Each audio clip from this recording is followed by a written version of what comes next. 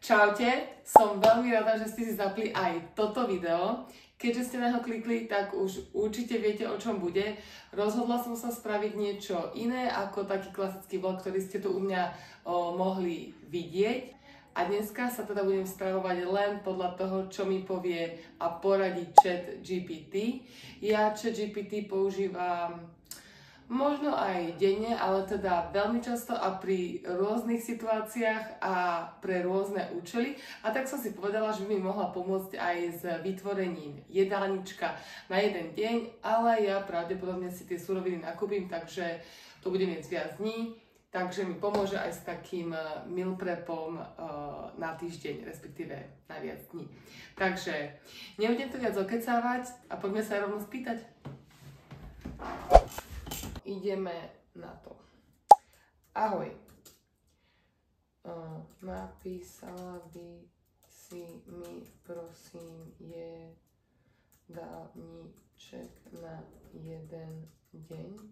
Neviem ako vy, ale ja keď si aj píšem teda s ChatGPT, tak aj tak mám potrebu ju vždy pekne pozdraviť, poprosiť, vždy poďakovať. A neviem prečo, ale zdá sa mi to, že k nej stále musím byť rovnako milá, alebo teda nie, že musím, ale že chcem, že sa s ňou chcem rozprávať pekne a byť k nej taká nejaká zdvorilá, že mi možno potom bude chcieť lepšie odpovedať, neviem, mám taký pocit. Ale neviem pokračovať, iba mi to tak napadlo, keď som teda videla, že som jej napísala, že ahoj a prosím a určite by som automaticky písala aj ďakujem, ale pokračujeme. Určite jej dám vedieť, že hrám profesionálne volejbal. Znova prosím. Uprav jedálniček aj podľa toho. No a teraz, aby ma samozrejme nejak nevyhľadovala, tak jej napíšem presné detaily toho, ako by som chcela, aby to vyzeralo. Takže chcela by som 2300 kcal rozdelený do 5 jedál. No a asi by som chcela aj vyskúšať niečo nové, nie také klasické recepty, ktoré robím dookola, takže jej to aj napíšeme. Môžeme vyskúšať aj niečo nové. Chcem, aby boli tie recepty jednoduché a z bežných surovín. Samozrejme, musíme pekne poďakovať. Ideme na to.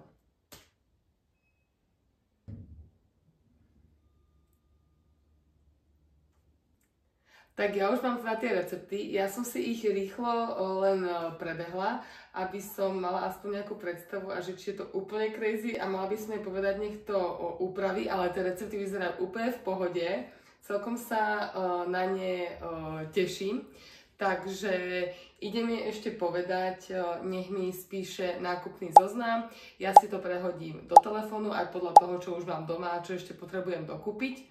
No a ideme do obchodu, aby sme si mohli začať pripravovať tie jedlá. Celkom sa na to teším.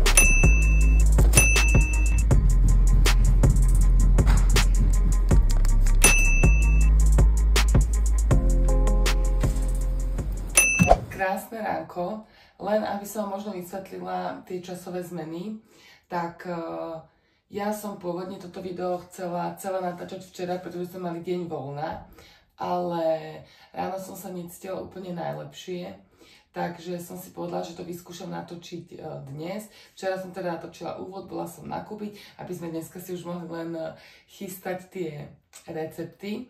Ale už tu máme teda raňajky, na ktoré sa celkom teším.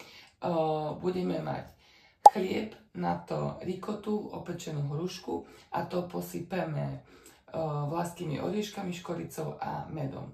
Takže vyzerá to celkom fajn, ja sa na to teším. Idem si to pripraviť a dám vám vedieť, ako to chutí, ale myslím si, že to nie je čo pokaziť a bude to super. Príprava bola naozaj úplne jednoduchá. Najskôr som si nakrájala krajec chleba. Úplne som nevedela, koľko si ma pod pojmom krajec chleba predstaviť, takže som si odkrojila toľko, koľko sa mi zdalo, že bude dosť. Ten som si potom ešte aj opiekla na panvici. Následne som si nakrájala hrušku. V recepte síce písala polovicu, ale to sa mi zdalo málo, takže som si nakoniec nakrájala celú a samozrejme aj tak som polovicu zjedla ešte počas toho, ako som si ju krájala. Potom som si nasekala vlašské orechy na drobno, no a následne som na opečený chlebík rozotrela rikotu, približne tých 80 gramov. Samozrejme neviem, či som dala presne, ale teda približne tých 80 gramov. Potom som na rikotu postupne naukladala tú opečenú hrušku, na to som dala 2 lyžičky medu, posypala som to ešte nasekanými orieškami a úplne na záver som na vrch dala ešte škoricu. A hotovo! Tak ja už to mám nachystané. Ideme dať taste test. Som na to zvedavá, ale podľa mňa to bude super, pretože tam na to naozaj podľa mňa niečo pokaziť. Poďme na to.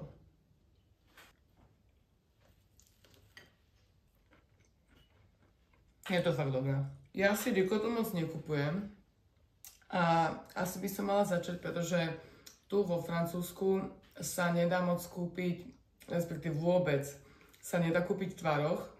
A toto je, myslím si, že fajn alternatíva, pretože som si väčšinou kúpovala skyr a tak, ale to je skôr ako taký jogurt a na toto je rikota lepšia a bude sa kúpovať častejšie. Takže za mňa dávam ChatGPT 10 z 10 a ja si to idem dojesť, robím si ešte kafíčko, takže si myslím, že to bude úplne super kombinácia na ráno a vidíme sa potom pri 10. Strih. Vidíme sa trošku skôr ako pri 10.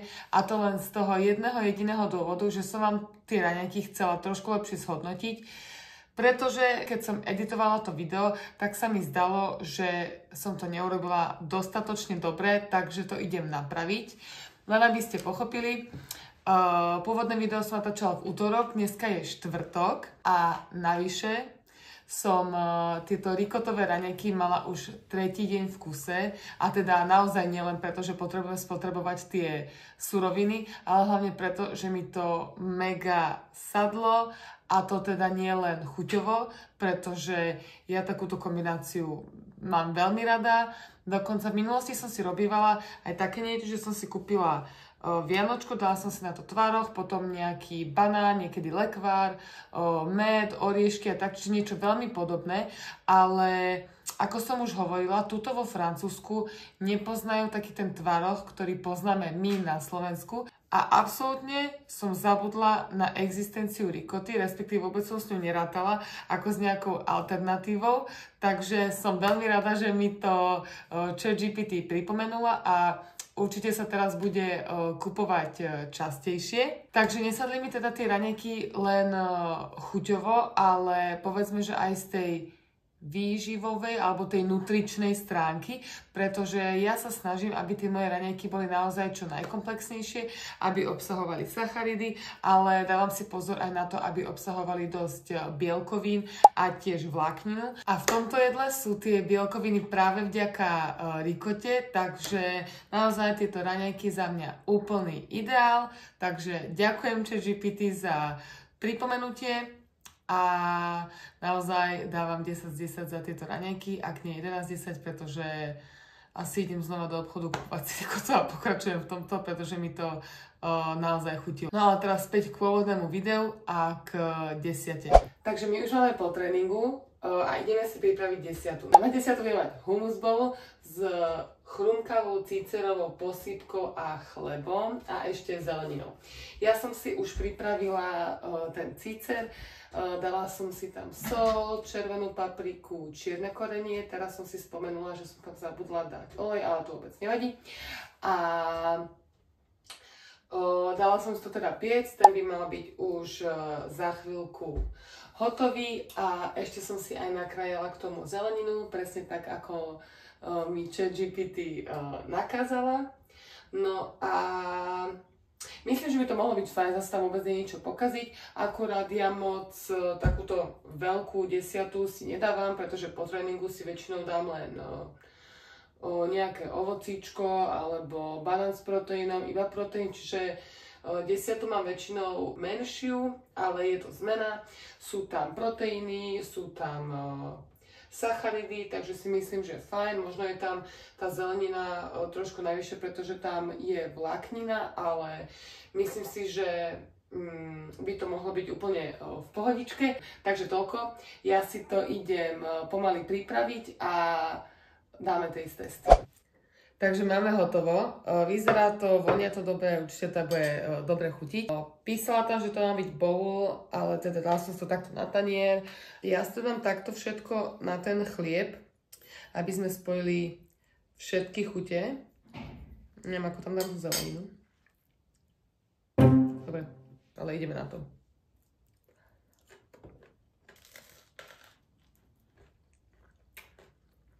Môže byť. Som spokojná. A opäť dávam chuťovo ChatGPT 10 z 10, pretože je to fakt dobré. Ja síce milujem hummus, takže mne to veľmi chutí. Možno si to budem robievať aj tak, že na večeru, raňajky, obed, proste hlavné jedlo, len tú porciu celú zväčším, takže za mňa super. Takže my si ideme rovno nachystať aj obed. Dneska nás teda čaká šošovicové kari s kokosovým mliekom a jasminovou rýžou a budeme potrebovať rýžu, červenú šošovicu, kokosové mlieko, cibulu, cesnak, kari korenie, olivový olej, mrkvu, cuketu, soľ, čierne korenie a limetovú šťavu. Ja mám teda citrón, tak ale snáď to bude v pohode. Nikdy som si toto šošovicové kari nerobila, robila som si iba karikura, ale teda nepredpokladám, že to bude chuťovo nejaká brutálna zmena, ale je to aspoň niečo nové, takže sa celkom na to teším. Sú tam ešte aj strukoviny, tak ako boli na desiatu, takže aj to je plus. No a väčšinou si varím tak, že na viac dní, ale dneska si navarím túto jednu porciu a uvidím, možno zajtra si to potom navarím vo väčšom množstve. Takže teším sa na to a poďme sa rovno pustiť do prípravy. Najskôr som si na drobné kocky nakrájala cibulu. Prosím vás, áno, viem, moja technika krájania cibule nie je najlepšia, ale podľa mňa mám aj tupe nože, takže sám aspoň na čo vyhovoriť. No ale potom som si nadrobno nakrájala ešte aj jeden strúčik cesnaku a na malé kúsky som si ešte nakrájala aj jednu celú mrkvu a približne 1/3 cukety. Potom som nakrájanú cibulu spolu s cesnakom hodila do hrnca, chvíľu som to opiekla a zamiešala ešte s kari korením. Pridala som nakrájanú zeleninu a chvíľu som to spolu ešte všetko opiekla. Na záver som pridala približne 100 g červenej šošovice, zaliala som to kokosovým mliekom a pridala ešte trochu vody. Poriadne som to zamiešala, ešte som to osolila, okorenila a nechala približne 15 minút variť a počas toho som si spolu s tým aj uvarila ryžu. Takže obed máme už hotový, vonia to veľmi dobre, vyzerá to dobre, takže celkom sa na to teším a chválim recept, pretože podľa mňa som to mala hotové do 40 minút a to aj s tým, že som točila, že som ešte niečo hovorila a tak, pretože som pozerala, kedy som natáčala to prvé video a fakt je to nejakých 40-45 minút, takže je to úplná rýchlovka. A ešte som aj počas toho, ako sa mi varila šošovica a varila rýža, stíhala umyť riad, takže úplná paráda. No ale ideme to už ochutnať.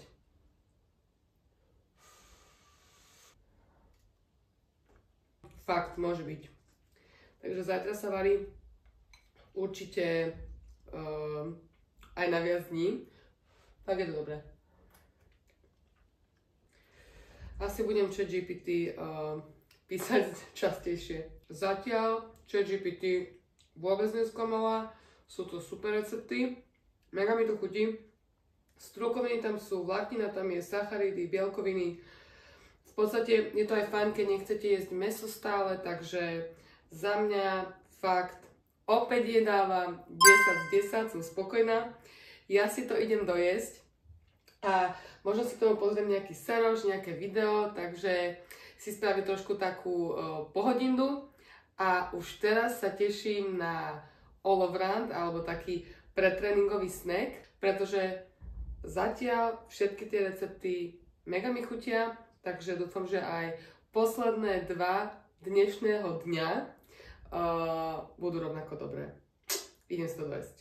Takže je čas all-aroundu alebo takého pretréningového snacku. Ja mám tieto jedlá najradšej, pretože mám rada sladké, najradšej to teda mávam, alebo teda väčšinou to mávam vždy sladké, pretože si k tomu dávam kafíčko a je to pre mňa taká pohodička počas toho dňa. A ChatGPT nám poradila, že si máme dať tvarohový pohár s čokoládou a lieskovcami. Bohužiaľ, už som to dneska hovorila, ale tuto vo Francúzsku nepoznajú taký ten klasický tvaroh, ktorý poznáme my na Slovensku, takže som si miesto toho kúpila skyr a potom si na tomu ešte med, lieskovce nemám, takže pôjdu vlašské orechy a kešu orechy a potom ešte túto horkú 90% čokoládu. Som na to naozaj zvedavá, že čo to bude a ako mi tá čokoláda bude chutiť, ale myslím, že je to taký klasický snack, ktorý si tiež sama robím, takže trafila moje chute. Poďme si to pripraviť. Najskôr som si ale musela dať robiť kávu, no a potom som si do misky pridala približne tých 150 gramov skyru. K tomu skyru som potom pridala 2 čajové lyžičky medu, celé som to poriadne zamiešala, no a potom som tam teda pridala tú horkú čokoládu, tu som si nastrúhala a teda nikdy by som nepovedala, že strúhať čokoládu bude takto náročné, ale zvládli sme to a dala som aj taste test.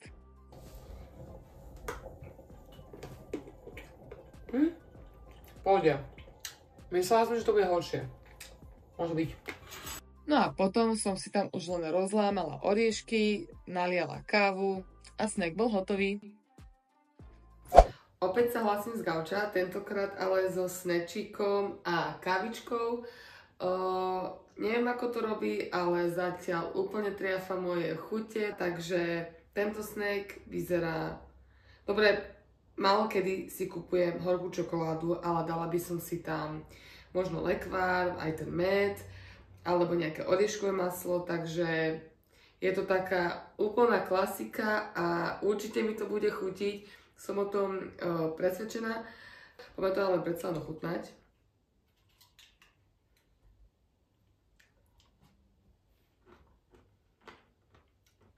Výborné. Jednoduché, rýchle a ešte to bolo aj super, pretože som si to akurát spravila, a respektíve dokončila som to, keď sa mi spravila káva, takže aj načasovanie parádne. Takže super, ja som zatiaľ veľmi spokojná.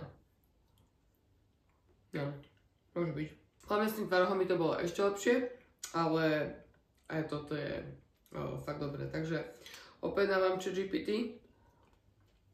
10 z 10. Idem si to teda vychutnať. Čaká ma ešte video a poobedný tréning, no a potom sa hlasím s večerou. Takže máme po tréningu a ideme si pripraviť posledné jedlo dňa, konkrétne špenátovú omeletu s kozím syrom a celozrnným pečivom. Čiže asi to nie je nič špeciálne, ale je pravda, že ja si síce vajíčko robím dosť často, ale omeletu si nerobím, pretože Podľa mňa nemám moc dobré panvice, pretože sa mi to pripeče častokrát a možno, že to tiež ja len neviem robiť, takže uvidíme dnes, ako mi to vyjde. Jediné čo, tak nemám špenát, pretože keď som ho včera chcela ísť kúpiť, tak ho v Lidli už nemali, takže akurát to bude bez toho. Inak mám všetko, takže poďme si pripraviť, ako ChatGPT hovorí, ľahkú, ale výživnú večeru s dostatkom bielkovín. Ideme na to. Ako prvé som si rozbila 2 vajíčka, samozrejme do misky. To som ešte trošku osolila, pridala som tam kokosové mlieko a poriadne som to celé rozmixovala a rozšľahala. Následne som si na panvicu dala olivový olej a potom som tam tie vajíčka vyliala. No a v momente, keď sa mi to začalo trošku pripekať, tak som to posypala aj tým kozím syrom.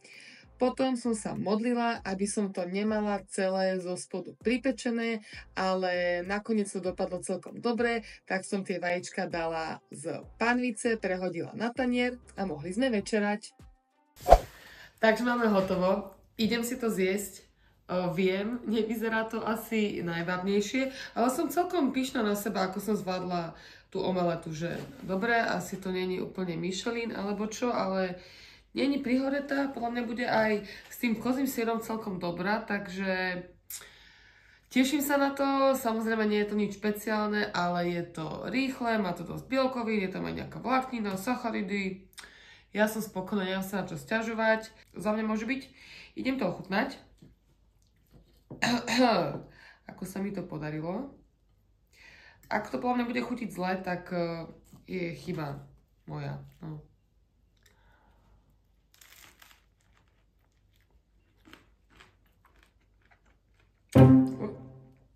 Môže byť. Ja mám rada kozí syr, takže ten, kto ho nemá rád, tak je to prúser, pretože ho tam cítiť, ale je to dobré. Takže tak to za mňa fajn.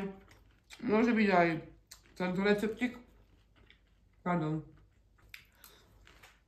Idem si to ešte v kľude dojesť a nelúčim sa s vami, pretože by som chcela ešte na záver niečo povedať, takže idem sa najesť a ešte sa vidíme.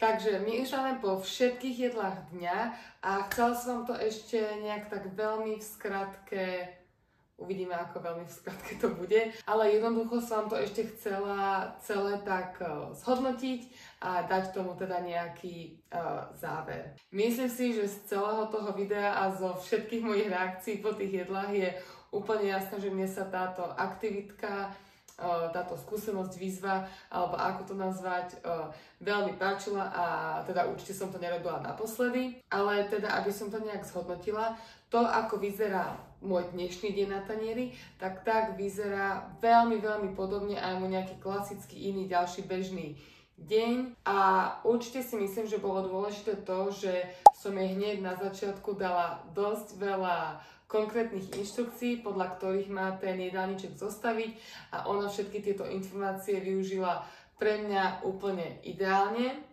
No ale pri tomto sa chcem naozaj trošku zastaviť, pretože ja som tam síce zadala tých 2300 kilokalórií a viem, čo nejaký počet kilokalórií môže spôsobiť. Tiež som si všelijakými vecami prešla a preto chcem upozorniť len na to, že tých 2300 kilokalórií je pre mňa. Niekedy sa pohybujem 2500, niekedy možno menej, ale teda najčastejšie to podľa mňa okolo tých 2500. Ja som jej dala 2300, aby som sa v tom ja ešte vedela nejak tak pohybovať, ale som to ja, je to úplne individuálne, vy môžete jesť viac, vy môžete jesť menej, je to úplne na vás, každý sme iný, každému vyhovuje niečo iné. Ja už mám nejak tak odskúšané, že keď sa pohybujem okolo tohoto čísla, tak sa cítim zdravá, šťastná, spokojná a vyhovuje to mne. Viem, čo tie kilokalórie môžu spôsobiť, počítanie kilokalórií môže spôsobiť a tiež, aký z toho môže mať človek strach. Takže ja som to tam len dala, aby ma naozaj nevyhľadovala a aby mi ten jedálniček prispôsobilo tomu, že som športovkyňa a že potrebujem energiu a že potrebujem to jedlo, aby podporil aj môj výkon a aby tam tých kilokalórií nedala málo. Takže To len tak na úvod hneď chcem upozorniť, jedzte viac, jedzte menej, jedzte podľa toho, ako to potrebujete vy, ako sa cítite zdraví, šťastný a spokojný. No a ja sa snažím, aby tá moja strava alebo ten jedálniček bol čo najkomplexnejší, povedzme, že čo najfunkčnejší a hlavne, aby bol teda pestrý a toto naozaj tá ChatGPT v tom dnešnom jedálničku splnila, pretože v každom jedle boli bielkoviny, bolo tam dosť sacharidov, bolo tam aj dosť tukov a myslím si, že tam bolo aj dosť vlákniny a ešte navyše sme dneska mali aj dosť strukovín, no a keby tam ešte bola ryba, tak je to úplne dokonalé.